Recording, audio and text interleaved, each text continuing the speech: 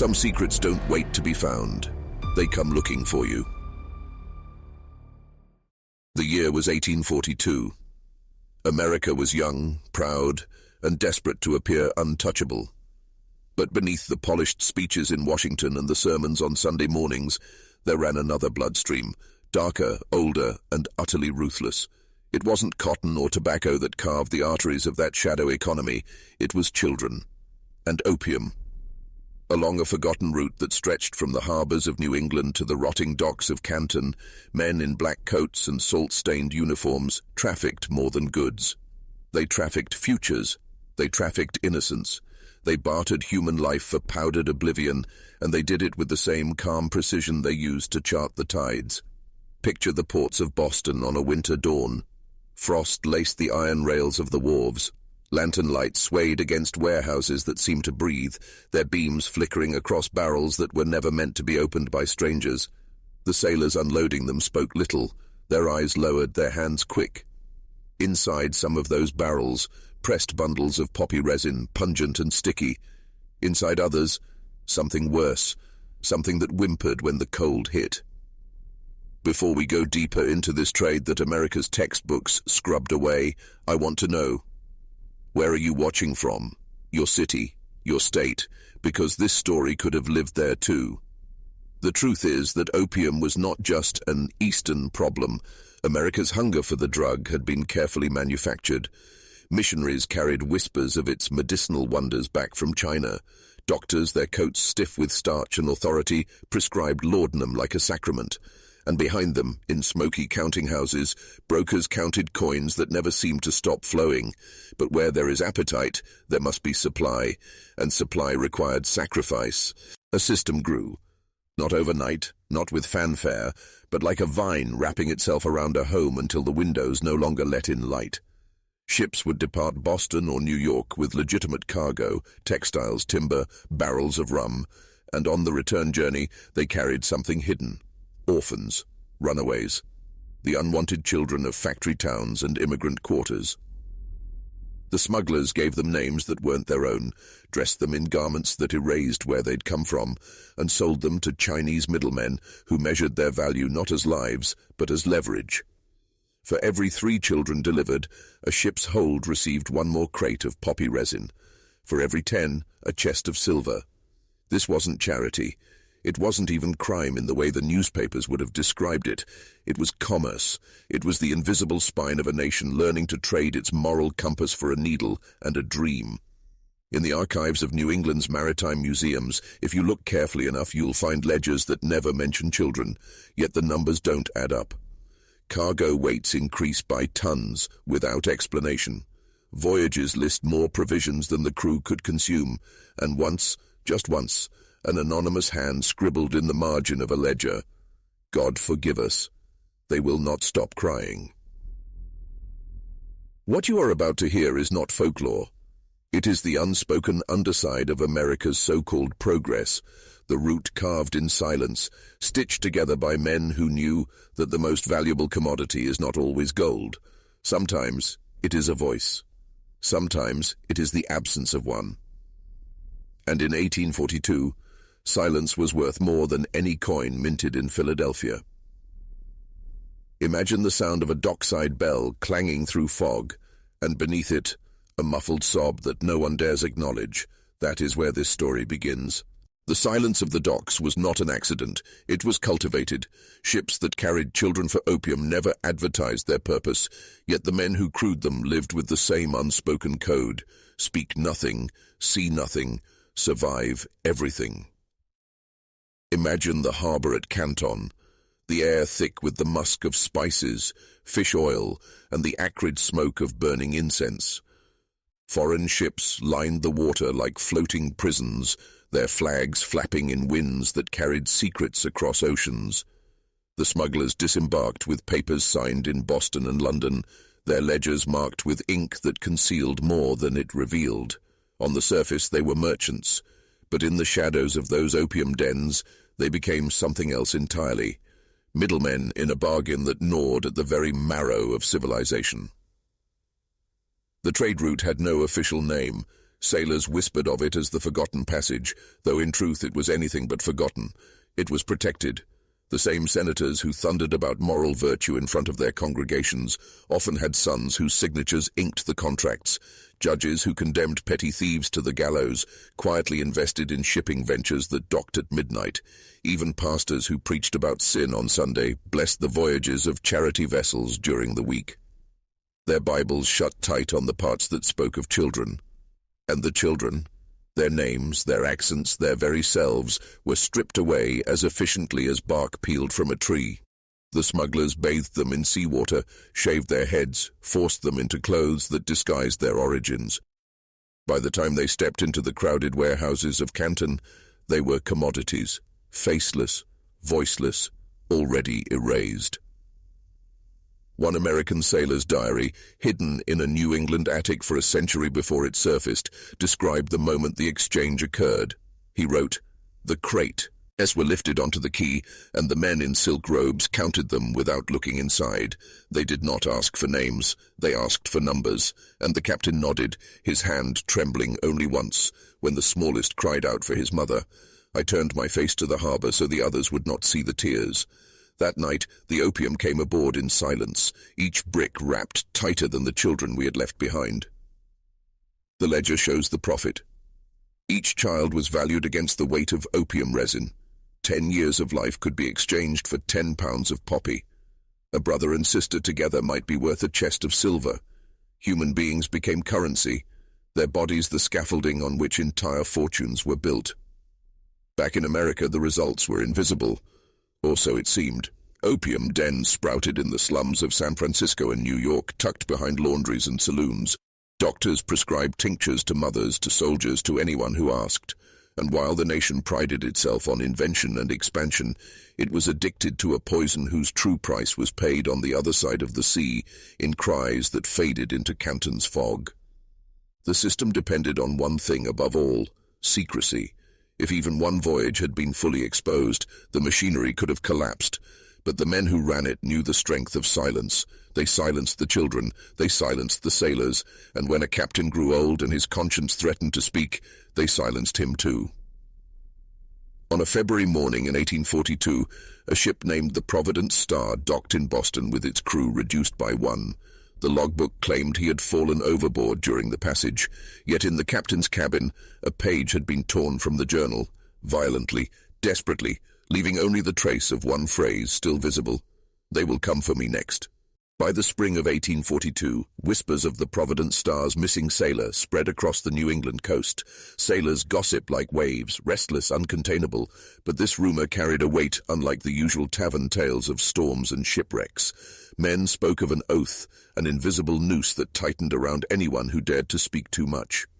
Picture a smoky portside tavern in Salem, the smell of rum soured by seawater, floors sticky with a century of spilled ale. At one table, a group of sailors leaned close, their voices low, as if the very walls had ears. They spoke of barrels that groaned in the night, of children's eyes staring back through cracks in the wood. One man swore he had seen a tiny hand push through a knothole before being yanked back inside. He had not slept for 3 nights since. Another spat into the sawdust and muttered, "The opium's cursed. That's why they bring children, not for the silver, but to bind the curse elsewhere." It was easier, perhaps, to believe in curses than to accept the truth, that the root was not superstition, but a machine, precise, profitable, protected by men in higher offices than any sailor could imagine. In Boston, the papers occasionally ran sanitized stories of missing youths or runaway apprentices. Names like Thomas Heller, aged 9, Bridget Malloy, aged 12, Irish, German, orphans from cholera wards, or children of widows who simply disappeared into the fog. The public was told they had vanished into the streets. But if you knew where to look, if you tracked the ships that departed in silence, the manifests that listed too much bread, too much water for their supposed crew, the pattern emerged. One woman did see it. Her name was never recorded in full, only initials, MD. She worked as a clerk in a maritime office, sorting shipping documents by lantern light while her superior dined in parlors far above her station. Her handwriting is preserved on scraps, Annotations in the margins of bills of lading, small, sharp notes, excess weight unexplained, or simply, children? Her observations grew bolder until one night she copied a page in full and hid it inside a hymnal at her church. That copy would resurface decades later, long after the route itself had been buried by history, but in 1842 her defiance was dangerous. A clerk was disposable, a witness could be erased as easily as ink spilled across parchment. Sailors swore she began receiving letters, unsigned, folded neatly, slipped beneath her office door. They contained nothing but fragments, a torn piece of rope, a child's button, a scrap of fabric stained with seawater. The message was clear. She had seen too much. Yet she continued. For 3 months, she copied records, writing by candlelight until her fingers cramped and her eyes burned. Each document she smuggled into her hymnal added another piece to the puzzle. Ships leaving Boston, stopping briefly in Charleston or Havana, then sailing eastward under false flags. At every port, someone was paid to look the other way. And then, in June, she vanished. Her boarding room was found unlocked, her belongings left neatly folded on her bed. No sign of struggle, only her hymnal missing. Her landlady swore she had seen a carriage waiting outside the night before, its lanterns unlit, its wheels muffled with cloth. The landlady turned away, telling herself it was not her place to interfere, but she remembered the sound, a soft, choked cry, swallowed by the rattle of wheels rolling into the night. In Boston's archives, the Clark MD is not listed among the dead. She is not listed at all. And yet, in one of those maritime ledgers she left behind, there is a final, hurried annotation, written in a hand unsteady with fear. The children are not lost. They are obtained, retraded, and soon, so will I be. By midsummer of 1842, the Atlantic itself seemed complicit. Ships left Boston under bright skies, their sails snapping in the wind, but by the time they reached Canton, they carried shadows heavier than any cargo of timber or rum. To the casual eye, they were ordinary vessels. To the initiated, they were floating vaults, their true wealth locked away in silence and iron. But what made the trade thrive wasn't just greed, it was structure. A system so meticulously built that it became invisible. The smugglers called it the chain. At the first link were the street brokers in Boston, New York, and Charleston, men who prowled orphanages, factories, and immigrant wards, whispering promises of apprenticeships, clean beds, or even passage to a better life.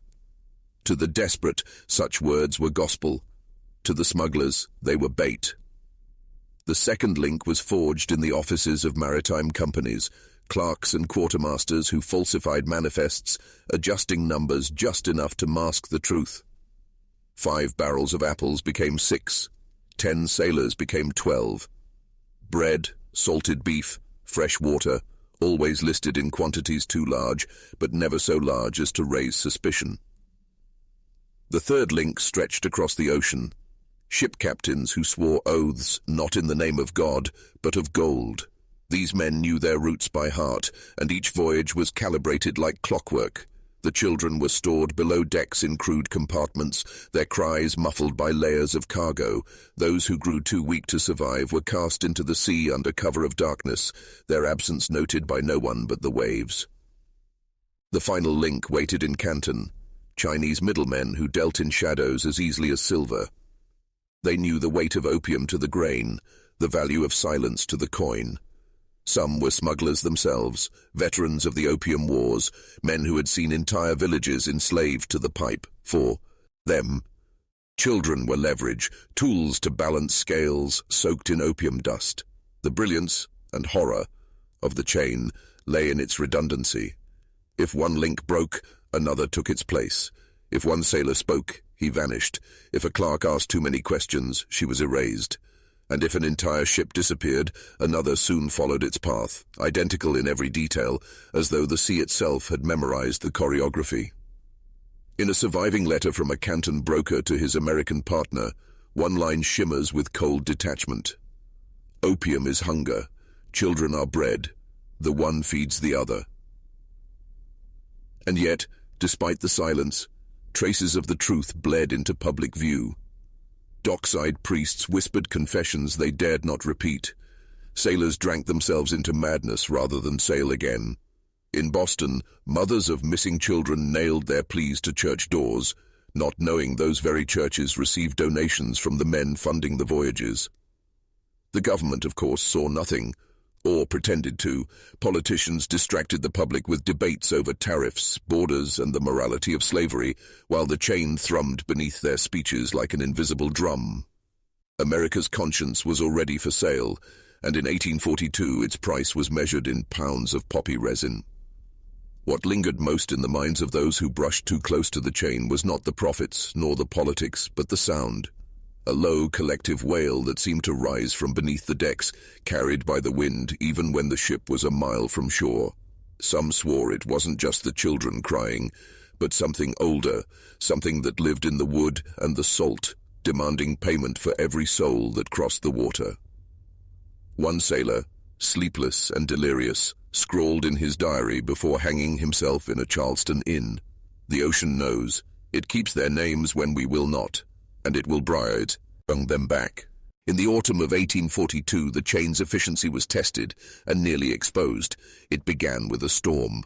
The ship Mercy's Prize departed New York under skies so clear the newspapers praised the voyage as fortunate.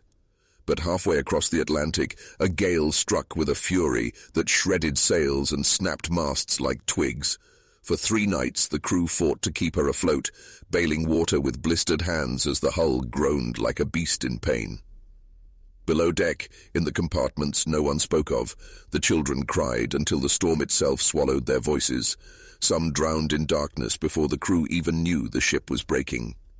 By dawn, Mercy's Prize was limping toward the Azores, battered and leaking. When she finally staggered into port, her captain faced a dilemma: unload the cargo and reveal what lay hidden, or attempt repairs and risk losing everything to the sea. The port authorities recorded the ship's arrival. They noted her damaged hull, the unusual provisions, the nervous crew. What they did not record were the strange noises dockworkers swore they heard when they walked near the cargo hold. Faint sobs, muffled prayers, a sound like fingernails scratching at wood. One dockworker, a Portuguese man named Manuel da Costa, later told his priest that he had pried open a barrel while the captain was distracted. Inside, he claimed, was not opium nor cloth, but the curled form of a boy no older than 8, his lips cracked, his eyes glazed with salt and terror. Manuel replaced the lid, made the sign of the cross, and fled the docks. Within a week, he was found drowned, his body floating in the harbor, his pockets filled with stones. The priest who heard his confession said nothing until years later, when he lay dying, fever burning his mind to ash. The Mercy's Prize was repaired and quietly sent back to sea. Her ledger showed no discrepancy, the cheese. Children who perished in the storm were never mentioned, their absence balanced on paper by adjustments to provisions and ballast. In the chain, loss was simply recalculated, never mourned. But storms had a way of scattering more than ships. Fragments of wreckage drifted ashore. A barrel washed up near Lisbon with its lid cracked open. A fisherman who discovered it found the body of a child inside, wrapped in coarse cloth marked with an American shipping company's seal. He buried the child in secret, carving a cross into driftwood and placing it at the grave. Yet even that act of mercy could not remain hidden. The barrel was traced, whispers followed, and soon the chain's agents reached Lisbon. The fisherman vanished. His cross rotted, untended, beneath the sea wind. Back in New England, the story was rewritten before it was ever told. Newspapers reported Mercy's Prize had weathered a fierce but survivable storm. Her captain praised for skill and fortitude. Investors were reassured, shipments continued, and the ledgers balanced once again. But among sailors, the legend grew. They called Mercy's Prize the drowned mother, swearing her timbers carried the souls of children who had not survived the storm. Some said that at night, if you pressed your ear to her hull, you could hear them whispering, not in fear, but in warning. And the warning was always the same. We are not gone. We are waiting. By winter of 1842, the whispers surrounding Mercy's Prize had hardened into something heavier: suspicion. Not from governments, not from the merchants who grew rich, but from the men who could not drink enough rum to quiet their memories. Sailors talked, and when sailors talk, even in fear, their words travel like wind over water. In Boston, taverns along the wharves filled with mutterings of child cargo. Some dismissed it as drunken fantasy, others swore they had seen too much to deny it. One man, his face permanently scarred by frostbite, told of a night when he was ordered to nail shut a barrel that rattled from within. When he refused, the boatswain shoved a pistol into his ribs and whispered, "If you hear them, they're already dead." The sailor never returned to sea, yet he woke screaming every night until he hanged himself in a barn rafters. But it wasn't only sailors who noticed. Boston's poor, widows, immigrants, children themselves, felt the disappearance more keenly than the wealthy who signed shipping contracts in paneled offices. In neighborhoods reeking of coal smoke and sewage, mothers nailed scraps of paper to church doors, each bearing a name. Mary Cullen, age 10, James Reardon, age 8, Sarah Weiss, age 12. The city collected these scraps like autumn leaves, swept them away, burned them in silence. Still, not all voices could be silenced. A young abolitionist named Elias Whitcomb began to investigate. He had already made enemies in wealthy circles for denouncing the hypocrisy of men who condemned slavery in speeches, yet profited from forced labor abroad. When rumors of children traded for opium reached his ears, he saw not just crime, but the reflection of the very evil America pretended to fight. Elias began his search in shipping records. He spent nights hunched over ink-stained ledgers in the candlelit halls of the Boston Maritime Office, tracing weights, numbers, provisions. Again and again the pattern emerged. Ships listed too much food, too many hammocks, too many gallons of water for their supposed crews. He copied notes, folded them into his coat, and whispered prayers as though each word might cost him his life. Then came the night he confronted a captain.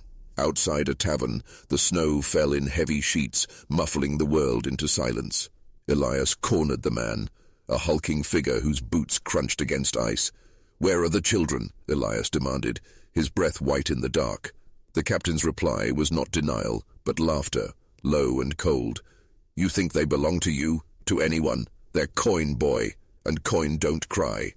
The captain walked away, leaving Elias with nothing but those words. But Elias wrote them down, and those pages would become part of a collection hidden away in a Quaker meeting house years later, preserved against the cleansing fires of history.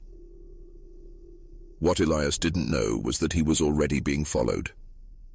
Agents of the chain watched him from alleys, their coats blending with the shadows. He was seen copying records, seen speaking to sailors, and in the machinery of the chain, curiosity was the most dangerous sin of all. One bitter January morning, Elias failed to appear at his usual coffee house. His boarding room was empty, his desk had been scrubbed bare, the notes he had hidden were gone. All that remained was a single scrap left on his pillow. It bore no words, only a child's drawing, a ship with sails blackened, and small stick figures drawn inside barrels. The ink had smeared as though by a trembling hand, or by tears. Elias Whitcomb's disappearance rattled Boston's abolitionist circles, though few dared to speak his name in public. Officially, he had taken ill and left the city to recover with relatives. Unofficially, whispers claimed he had been swallowed by the same chain he tried to expose. His absence left only fragments, torn notes, faint rumors, but those fragments were enough to plant suspicion in the minds of a handful of people who still believed truth could be weaponized. One of them was Reverend Nathaniel Brackett, a fiery preacher whose sermons thundered against slavery.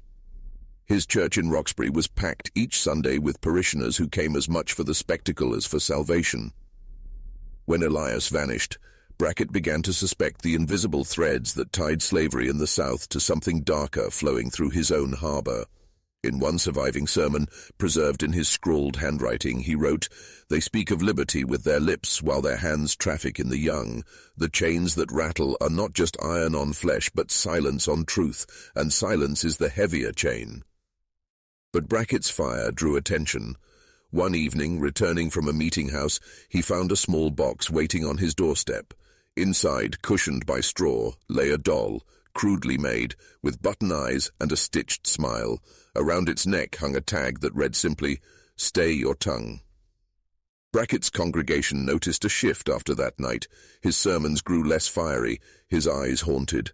Some claimed he continued his investigations in secret, passing coded messages through hymns and parables.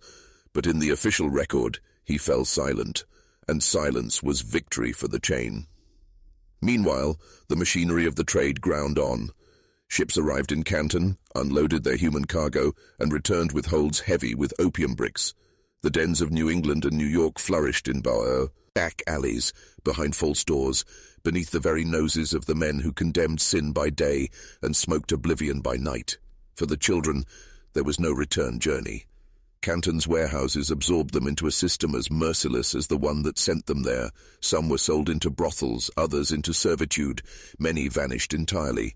Their fates never recorded, their names dissolved like ink in water. But once in a while, a trace slipped through. In 1842, a letter reached Boston aboard a neutral ship, its envelope unmarked, its contents unsigned. It was written in shaky English, but its meaning was clear. I am alive. They have me. Tell Mother I remember her song. Tell her I am still singing it when the lanterns go dark. The letter was intercepted. It never reached the mother it was meant for. Instead, it was filed among customs documents, buried under tariffs and inventories, forgotten until a historian stumbled across it more than a century later. The song itself was never written down, but the letter remained, a fragile whisper from a child who refused to vanish entirely. Yet even as traces like this surfaced, the chain tightened. Each leak was sealed, each witness silenced. The system learned to protect itself with the precision of an organism, devouring whatever threatened its survival. Sailors spoke of it as though it were alive, a creature made not of flesh, but of contracts and silence. The chain don't break, one old mariner muttered to a journalist decades later. It eats, that's all it knows how to do. And when asked what became of the children, he closed his eyes, as though seeing something he could not bear to describe, and whispered, "The sea took them." But the sea remembers. By late 1842, the whispers in Boston had reached Washington, not as cries for justice, but as rumors that threatened to inconvenience trade. Senators debated tariffs, not children. They spoke of foreign entanglements, opium markets, and commercial balance, while beneath their rhetoric lay a quiet truth. Too many of them had investments tied to the ships that moved unseen through America's harbors. The chain had protectors in velvet chairs, men who wore powdered wigs and gold spectacles, who toasted liberty with one hand while signing contracts with the other. They did not need to know the names of the children, nor the faces of the sailors. All they required was plausible distance, enough paper between themselves and the crime that their hands appeared clean. Still, every system leaves cracks. One such crack appeared in the form of a customs inspector named Jonah Rains. Rains was not a moral man, at least not in the way his peers defined morality. He was a clerk, tired of poverty, tired of watching men wealthier than kings profit while his own children starved. But Rains had something most of his superiors lacked: suspicion. When he examined the manifests of certain ships, the numbers gnawed at him. Why so many barrels of water? Why so many extra pounds of food? At first he thought it theft. Sailors smuggling liquor, captains pocketing supplies. But when he compared records across ports, he noticed the pattern repeated with mechanical precision. Always the same excess, always the same captains, always the same ships returning with cargo far more valuable than anything they had carried out. Rains began to keep his own ledger. In cramped handwriting he logged each discrepancy. He noted the ships, the dates, the false names scribbled in margins. By December he had a list that could have shaken the chain.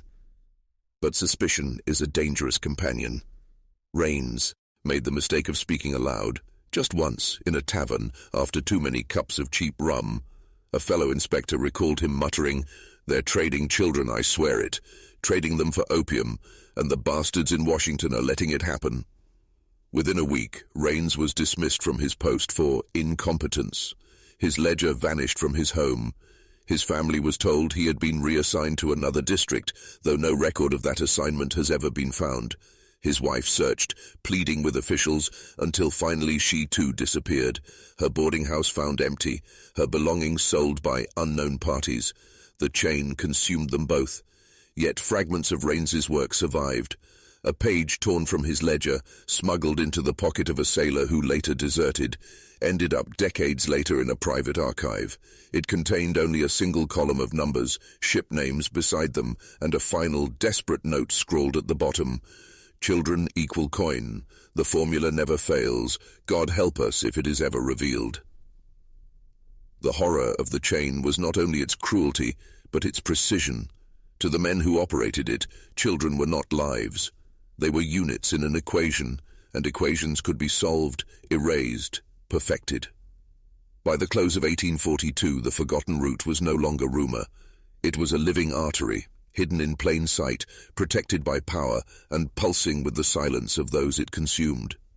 And in the cold harbors of Boston, sailors swore that if you stood on the docks at midnight, you could hear the faint echo of weeping carried over the water, as though the sea itself had become a ledger, refusing to forget what men tried so hard to erase. The new year of 1843 dawned with snow on the cobblestones of Boston Harbor, yet the city seemed blind to its own silence. Ships came and went, sermons thundered, factories roared, but beneath all of it, the chain moved undisturbed. It had become a ghost artery, unseen but essential, pumping wealth and poison into the veins of a young nation. Still the cracks widened. Not every sailor could bury his conscience. Some broke. One such man was Samuel Keating, a deckhand who had sailed twice on the Mersey's prize. When he returned from Canton, his eyes were glazed, his hands trembled, and he refused to sleep below a roof. Instead, he wandered the alleys, muttering of children in the barrels and the sea that keeps their names. He carried with him a scrap of wood, carved crudely with initials, MRJLSW, names no one recognized. Keating was eventually found, raving in a church, interrupting a midnight mass with his screams. "They trade them," he shouted, pointing at the crucifix, "for smoke, for powder, for coins that vanish when you wake." The priest, horrified, ordered him removed, and the city branded him mad. Days later, Keating was discovered hanging from the beams of an abandoned warehouse. At his feet lay the wooden scrap, broken in two. The chain did not fear madness. Madness could be dismissed. It feared coherence. Witnesses who spoke clearly did not last long, which is why, when a group of widows began meeting in secret, the chain tightened. They called themselves the Mother's Circle. 5 women, each of whom had lost a child to the fog of the docks. They met by candlelight in a tailor's back room, stitching garments while whispering names. They did not have proof, only the ache of absence and the scraps of rumor. Yet together their grief became dangerous. They petitioned City Hall, demanded investigations, even approached a visiting senator with their stories. The senator listened politely, patted their hands, and promised to inquire. The next week, his campaign received an anonymous donation large enough to silence him forever. But the Mother's Circle left behind something harder to erase: a ritual. At each meeting, they spoke the names of their children aloud, twice, so that memory itself became a kind of defiance. Tonight, I ask you to join them. In the comments, write these words twice. The sea remembers. Write it once for the children who vanished, and once for the truth that refuses to drown. This is how we keep their names from being erased again. Because erasure was always the goal, the smugglers did not just trade children for opium, they traded memory for silence. They knew that if the world forgot, the chain could last forever. And yet, sometimes memory fights back. In early 1843, a sailor deserted his post in Canton and smuggled a fragment of evidence onto a neutral ship. It was not a ledger or a confession, but something smaller, stranger, a child's shoe, worn, water-stained, with a note folded inside.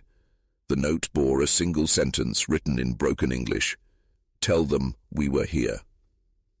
The shoe surfaced years later in a collector's archive, mislabeled as folk artifact. But its presence, like the whispers of the Mother's Circle, was proof that silence is never perfect. The chain devoured children, sailors, clerks, preachers, but it could not devour everything. Something always slipped through, a note, a name, a sound, and when the sea carried that sound across the waves, it began to feel less like weeping and more like warning. By the spring of 1843, the warning grew louder, not in the streets, not in the halls of government, but in the nightmares of the men who served the chain. Captain Horace Leland was one of its most loyal servants. He had commanded ships for nearly 20 years, ferrying timber, coal, and on darker voyages, children. He kept his ledgers meticulously, his discipline absolute. But when he docked at Canton that spring, something fractured. The journals he left behind, smuggled into a trunk by his widow years later, describe visions that began at sea. He claimed to hear whispers rising from beneath the planks of his ship. At first he dismissed them as wind or the groan of waterlogged wood. But soon the whispers took form, names, children's names, repeated over and over until he could no longer sleep. One entry reads, "I hear them when the lanterns are out. They are not gone. They circle me in the dark. They ask me to write their names, but the ink runs before I can finish." Leland grew erratic. Sailors reported him pacing the deck at night, speaking to empty air, clutching his head as though someone were twisting a blade into his mind. In Canton, he unloaded his cargo as usual, but instead of negotiating for opium, he stumbled through the alleys, muttering confessions to strangers who could not understand his tongue. By the time he returned to Boston, he was a shell of a man. His widow later claimed he refused to step inside their home, instead building a makeshift cot in the barn, where he scratched names into the wood beams until they were black with ink. The final pages of his journal are almost illegible, but one line repeats, scrawled in frantic strokes. "They will not stay silent. The sea has given them back their voices." Within a month, Leland was dead. The official report listed fever as the cause, but his widow swore his body bore no signs of illness. Instead, she claimed his mouth was stained with ink, as if he had tried to swallow his own words before the end. Stories like Leland's spread among sailors, fueling a superstition that the chain had awoken something it could not control. Some spoke of ghost ships, vessels seen in moonlight, drifting without crew, their decks lined with the faint shapes of children. Others swore that barrels knocked in the hold long after being emptied, as if unseen hands still pressed against the wood. The smugglers laughed at such tales in daylight, but in the dark, even they avoided certain docks, certain taverns, where the air seemed too thick with memory. Meanwhile, America's appetite for opium deepened. Laudanum became a household medicine, prescribed for coughs, for grief, for sleeplessness. Respectable families drank tinctures that carried the same poison fueling the trade, and with every dose the chain tightened. The children vanished into oblivion overseas, while their absence was masked at home by bottles clinking in parlors. But not everyone was blind. The mothers' circle continued to meet, their ritual growing stronger. They now spoke not only the names of their own children, but the names they collected from sailors, from widows, from scraps of rumor. Their list grew so long that nights became dawn before they could finish. One woman recorded in her diary, "We cannot bury them, so we keep them alive with breath. The chain takes their bodies, but it shall not have their names." That diary, passed down through generations, carried a warning more powerful than any ghost story. Because what haunted the chain most was not death, it was remembrance. Summer of 1843 brought a strange unease to Boston's harbor. Not storms, not sickness, but a tension in the air itself. The chain still thrived. Ships left and returned with brutal precision, but the men who crewed them began to falter. Too many carried ghosts in their eyes. Too many drank themselves into silence. Among them was First Mate Robert Hensley of the Providence Star. Unlike Captain Leland, Hensley was not a man haunted by visions. He was haunted by memory. He remembered the faces, he remembered the cries, and for reasons no one fully understood, he began to write them down. Hensley's ledger, discovered in a false wall of his grandson's house nearly a century later, contains dozens of names, children's names, some spelled crudely, some incomplete, but all inscribed with a care that suggested obsession. Alongside the names are brief notes. Girl, fair hair, sang a hymn. Boy, broken arm, silent entire voyage. Sister and brother clung to each other until separated. The pages reek of seawater stains and candle smoke, but the handwriting is steady. Hensley wanted these names to survive, yet he knew the danger. His journal also contains a warning, written across an entire page in heavy strokes. If these names are found, it means I am gone. They will not forgive this. They will not forgive me. Hensley's fear was justified. Sailors who broke silence often vanished. Some were found floating in harbors, others disappeared between ports. A few, like Elias Whitcomb before him, left no trace at all. The chain was not careless. It pruned disobedience like rot from a tree. Still, Hensley persisted. On one voyage, he reportedly tried to bribe a dock worker in Havana to smuggle a note to American authorities. The dock worker never reappeared. Hensley survived that voyage, but his paranoia deepened. He began sleeping with a pistol under his coat, his eyes darting, gnang at every shadow. What drove him wasn't only guilt, it was rage. Hensley wrote of captains who treated the children like ballast, who cursed when they cried, who measured survival only in terms of profit. He described one captain in particular, a man he called the bookkeeper. This figure, shrouded in secrecy, was rumored to oversee multiple voyages at once, orchestrating the trades with the precision of a banker balancing accounts. Hensley never recorded the bookkeeper's true name, but in the margins of his ledger he sketched a symbol, a serpent devouring its own tail, inked again and again until the page nearly tore.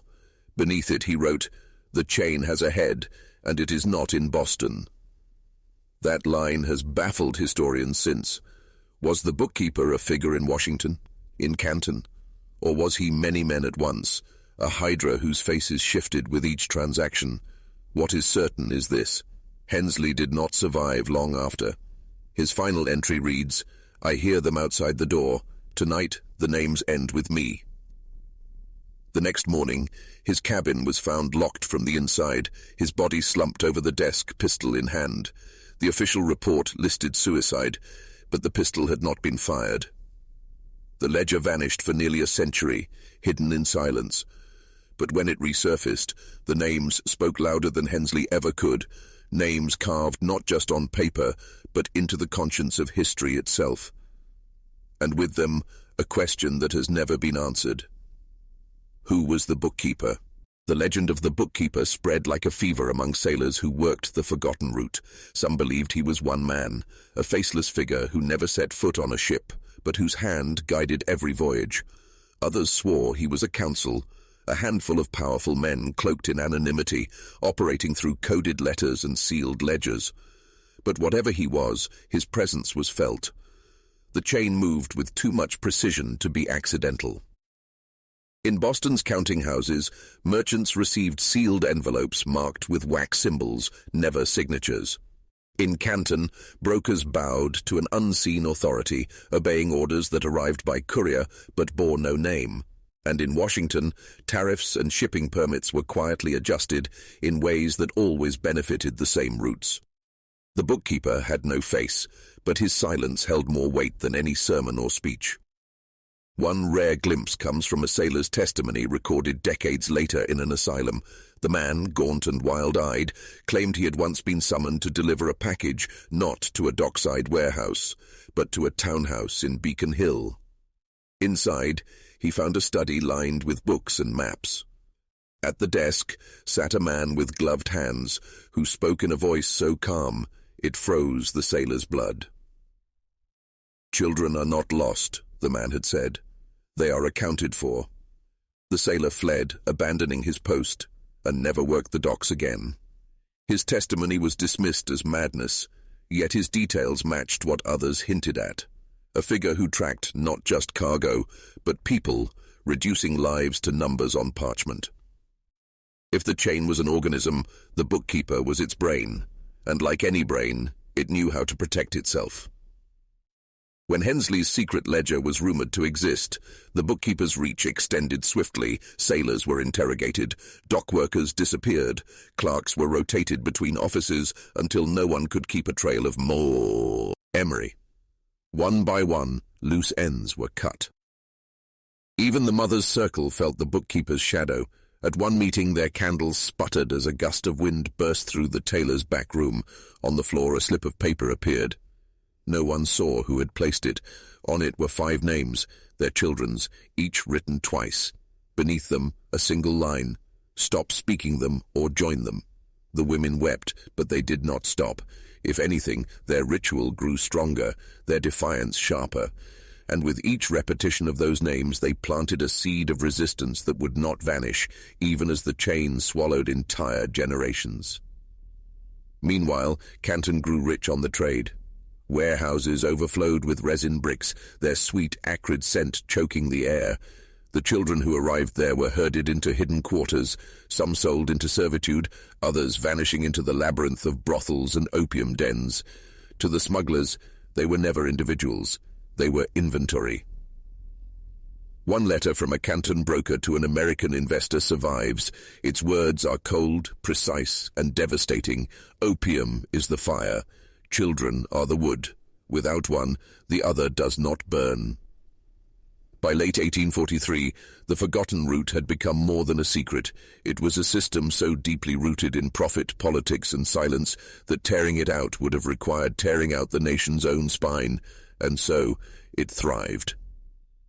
But every system has a weakness. For the chain, it was not exposure. Newspapers had already failed to act. Senators already chose silence. Its weakness was something smaller, older, and harder to erase. Memory. And in the winter of 1843, memory began to fight back. Winter in Boston wrapped the harbor in ice, but whispers still slipped through frozen air. The forgotten route had grown too large, too greedy, and its edges began to fray. Sailors who once pocketed their wages in silence now carried fragments of guilt they could not drink away. Some left traces without meaning to: a torn page, a muttered confession, a careless scribble in a tavern ledger. One such fragment came from a sailor named Thomas Reeve. Illiterate himself, he carried a scrap of parchment he claimed was given to him by a child hidden in the hold. On it, drawn in uneven lines, was a house with a chimney, smoke curling into the sky, and beside it the words, "Home, please." Reeve showed the parchment to a tavern keeper before he drank himself into oblivion. Days later, his body was found face down in the harbor, the drawing gone. But the tavern keeper, moved by the image, had copied it onto the back of a receipt, preserving it without knowing its weight. That receipt would survive into the 20th century, tucked between the pages of a forgotten account book. The chain could silence men, but it struggled to silence memory. The mother's circle continued their ritual, their list of names swelling with each whispered rumor.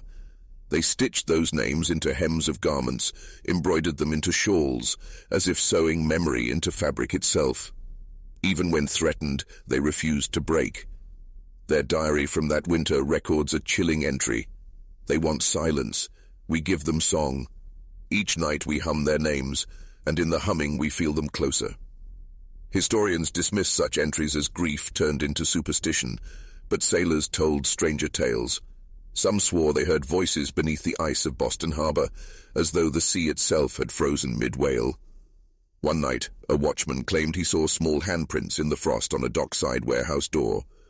When he returned, with others the prints had vanished, leaving only salt stains. Even among the smugglers, cracks formed. A junior clerk in Canton, tasked with recording inventory, left a note in his logbook that slipped past his superiors. "I cannot keep counting them. They look at me. They know." He was never heard from again. But it was not only memory and whispers that threatened the chain, it was greed itself. Rival factions within the trade began to compete, each accusing the other of carelessness. One broker accused another of leaving traces too visible. One captain struck another in a tavern brawl, shouting that his incompetence would sink them all. The bookkeeper, whoever he was, must have felt the strain. And then, in January of 1844, a fire broke out in a Canton warehouse rumored to hold children awaiting sale. The blaze consumed the building, its roof collapsing into the harbor with a roar heard across the district. Officially, the fire was blamed on careless smoking near opium crates. Unofficially, whispers claimed it was no accident, that the fire had been set by someone within, someone who could no longer bear the silence. Witnesses swore they saw shapes in the flames, children at the windows, pressing their hands against glass before the fire swallowed them. Whether truth or hallucination, the image spread back across the sea, fueling the sailors' belief that the sea itself carried memory, and that fire, not silence, would one day expose the chain. Yet in Boston, little changed. Ships still sailed, ledgers still balanced, politicians still looked away. The forgotten route tightened like ice around the harbor's edge. But in the shadows, memory sharpened into resistance. By the spring of 1844, the forgotten route had become more than a trade. It was an open wound disguised as commerce. America's streets filled with the sweet, sickly haze of laudanum, while Canton's alleys choked with the cries of children who never found their way home. The chain thrived, but it was beginning to bleed. The fire in Canton rattled even the smugglers. Ships were rerouted, records altered, investments shifted like shadows at dusk. For the first time, the bookkeeper was forced to adapt. Orders arrived more frequently, stamped with unfamiliar symbols. Captains spoke of new codes, new passwords, but the tighter the grip, the louder the cracks. One of those cracks came from a source the bookkeeper could not control: the church. Reverend Brackett, once silenced by fear, returned to his pulpit with a sermon that startled his congregation. His voice shook, his hands trembled, but his words were clear. There are children at sea, not as passengers, not as crew, but as cargo, and their cries reach heaven whether we hear them or not. The sermon was not published. Newspapers ignored it, but those who sat in the pews remembered. One woman, decades later, recalled the silence that followed Brackett's words. You could hear the snow falling outside. Not a soul dared breathe. Brackett did not live to preach again. Within a week, he was dead. Heart failure, the papers claimed. His church received a generous donation soon after, enough to repair its crumbling roof. The ledger of the chain balanced once again, but his words lingered. Around the same time, a group of sailors in New Bedford swore they saw a ship adrift on the horizon. Its sails hung in tatters, its deck empty. Yet as they drew closer, they heard the unmistakable sound of children singing. The melody rose above the waves, eerie and unbroken. When they boarded, the ship was deserted. No crew, no passengers, only barrels stacked in the hold. Every barrel was empty. The sailors fled, refusing to speak of it again, but one of them, drunk with terror, muttered a phrase that would echo in dockside taverns for years: "The sea keeps their choir." Meanwhile, the mothers' circle grew bolder. They stitched their children's names into banners and hung them on church fences. They recited them aloud in marketplaces, daring the city to hear. Their defiance spread beyond Boston, reaching New York, Charleston, even as far as Philadelphia. Everywhere, widows and mothers began to whisper the same ritual, speaking names aloud, twice, so they could not be forgotten. The chain responded with fury. One night, the tailor's shop where the circle met was ransacked. Bolts of cloth were shredded, ledgers burned, candles smashed. The women themselves vanished into the fog. Some said they fled the city, others swore they were taken. Their ritual survived only in fragments, in diaries, in whispered stories, in a child's lullaby carried forward by descendants who never knew its origin. And still, the ships sailed. Still, the ledgers balanced. Still, the opium flowed. But the cost was mounting, not just in lives, but in memory. For every child erased, another name slipped through, stitched into fabric, scrawled in a diary, whispered in a sermon. The chain could consume bodies, but memory was proving harder to devour. By late 1844, sailors told a new story in taverns, that the bookkeeper himself was being haunted, that wherever he sat, whether in a townhouse, a counting house, or a ship's cabin, he could hear the faint sound of a hymn sung by voices he had tried to erase. And always it ended with the same line: "We are still here." Autumn of 1844 brought a strange reckoning to the chain. The profits continued, the ships arrived on schedule, but something in the atmosphere had shifted. Sailors swore the sea was restless, its tides unpredictable, its storms unseasonal. "The water knows," they muttered, as though the ocean itself was beginning to rebel. One night in October, a storm struck the Massachusetts coast with such violence that ships anchored in harbor were torn from their moorings. Among them was a vessel freshly returned from Canton.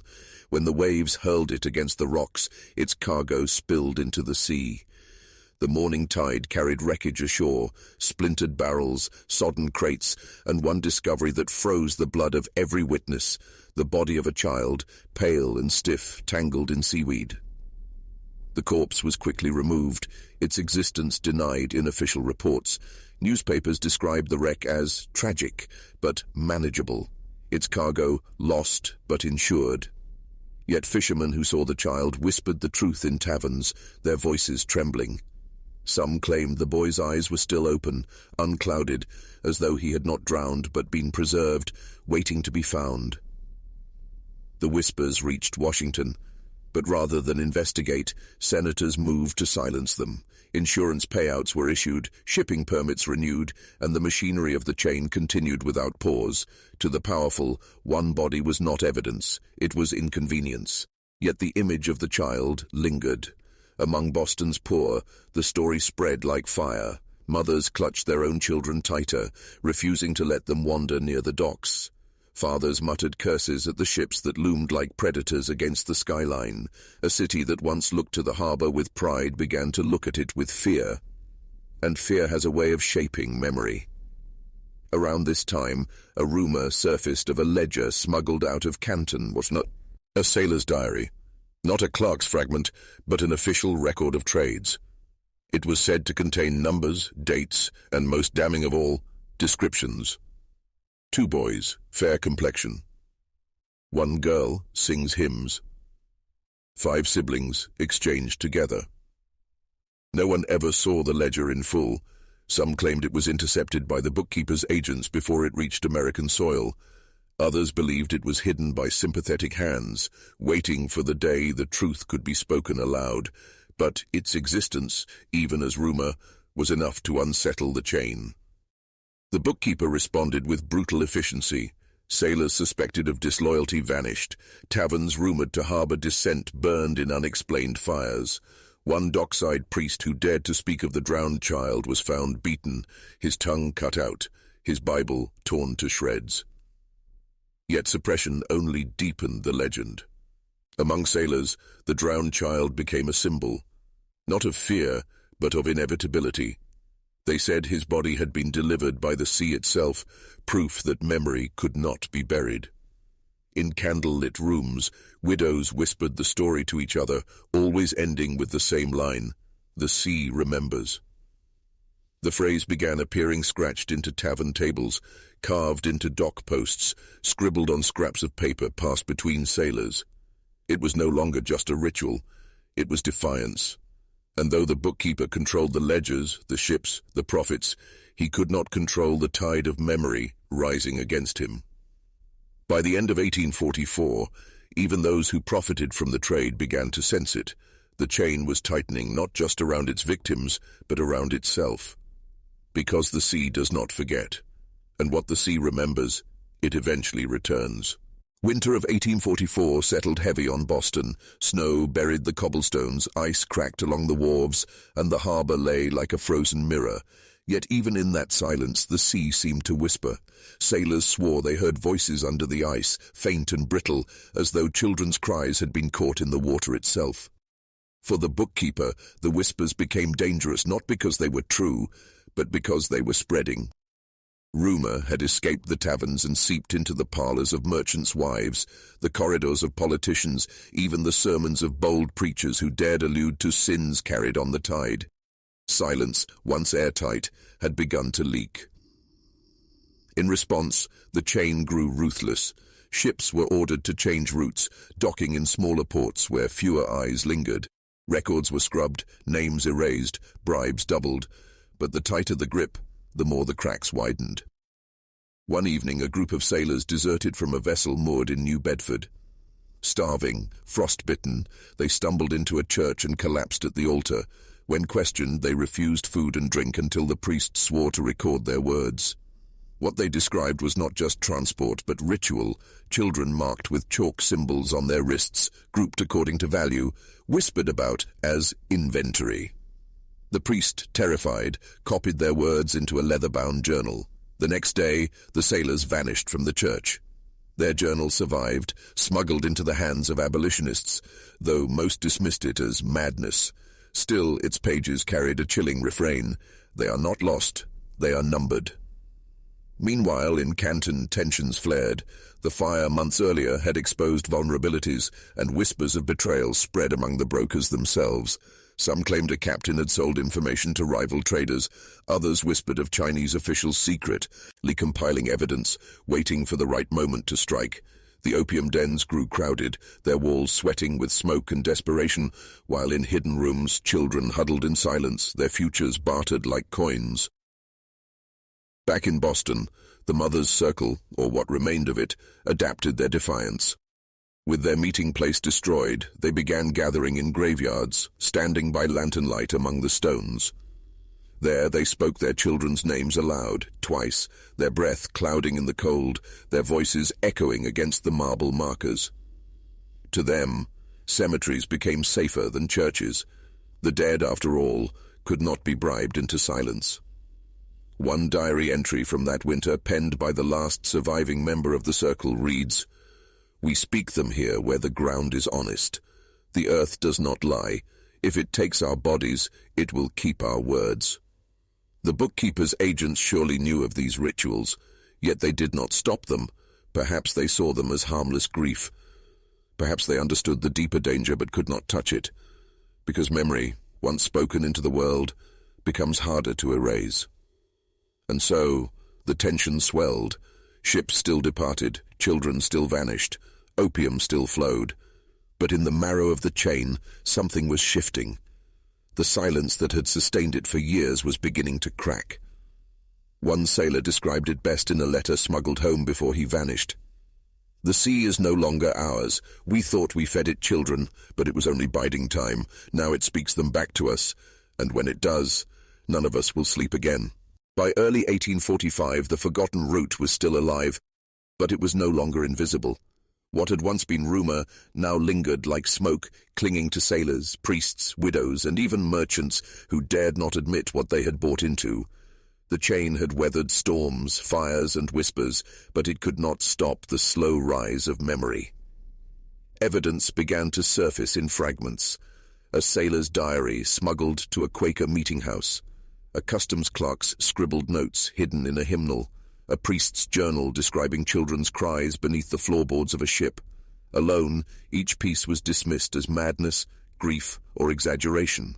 But together, they formed a shadowed mosaic, too jagged to ignore. The bookkeeper responded with silence sharpened into violence. More disappearances followed. Dock workers who spoke of odd cargo were beaten in alleys. Sailors who confessed to clergy were found drowned in harbors. Families who asked too many questions awoke to find warnings nailed to their doors. A child's shoe, a doll, a scrap of rope tied in a noose. And yet, silence no longer worked as it once had. Too many had seen, too many had heard. Even among politicians, cracks showed. One senator, late in 1845, reportedly confided to a colleague, "If this ever comes to light, the Republic will not survive it." His words were never recorded in official archives, but were remembered by a secretary who later confessed them in old age. What the senator feared was not justice. It was exposure, because the chain did not operate outside America's system. It was woven into it. Merchants, investors, politicians, all profited from the opium. All kept silent about the children. To expose one link would mean exposing them all. Meanwhile, the sailors' tales grew darker. Off the coast of Charleston, a whaler swore he saw a ship drifting without sails, its deck crowded with figures too small to be men. When his crew tried to signal, the figures raised their arms in unison, then vanished as the ship dissolved into mist. Weeks later, his entire crew deserted him, refusing to sail again. The Mothers' Circle, or what remained of it, clung to their ritual. Their numbers were fewer now, but their defiance sharper. One widow stitched the phrase, "The sea remembers," into the lining of her husband's coat before he sailed, a secret message meant to survive even if he did not.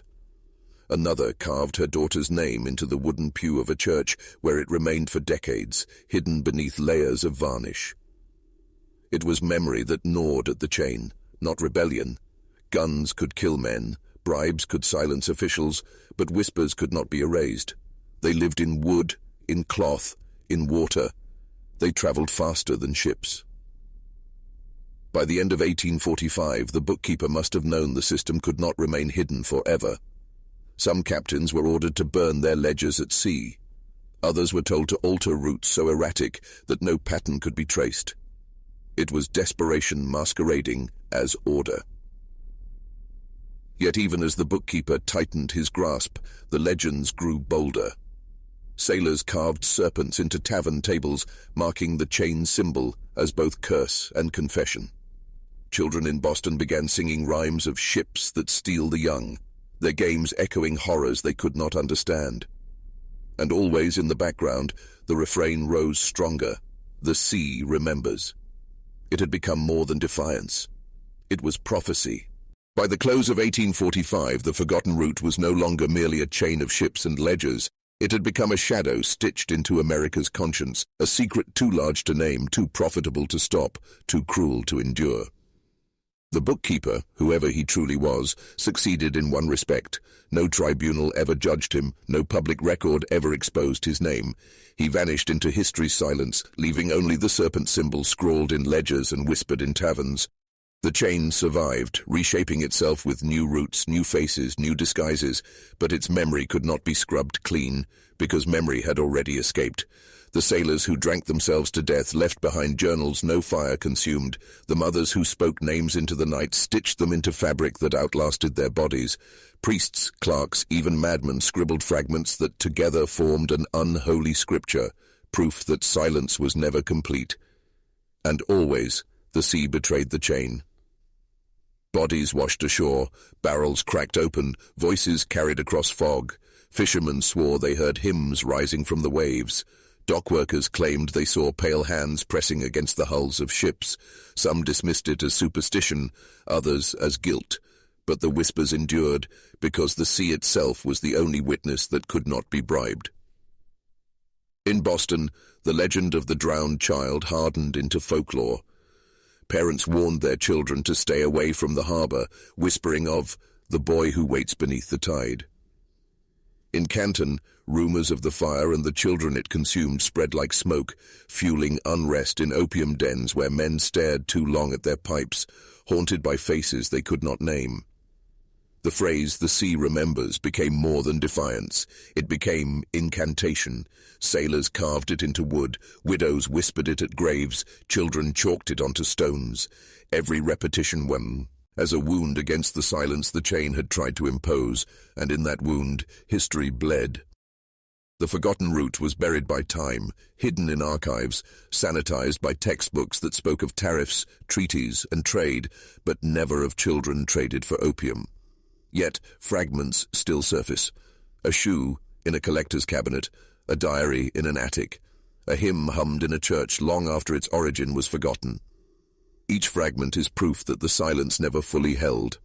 Some secrets don't wait to be found.